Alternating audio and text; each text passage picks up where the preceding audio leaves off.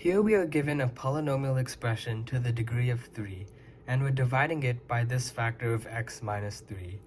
Now to do this, you could do long division, but there's a much simpler approach called synthetic division, where instead of working with variables of x, we simply just work with the coefficients. So to do this, we need to set it up. So we draw these two lines, and now we write the coefficients of the polynomial term at the top. So x cubed's coefficient is simply 1, then -2, -5, and 6, as you can see here.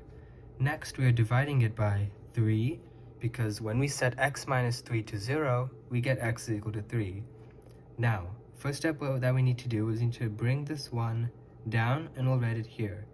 Now, we multiply this 3 by this 1. So we get 3 times 1 is 3. We will write this 3 here, and we're always adding here. So -2 plus 3 is 1. We multiply again. 3 times 1 is 3. -5 plus 3 is -2. And then we multiply 3 times -2 is -6. And this 6 plus -6 gives us 0.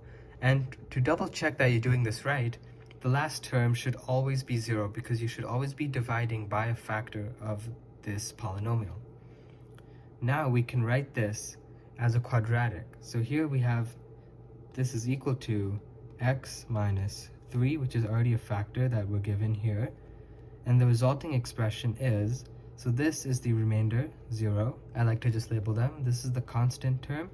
This is x to the 1 and x squared.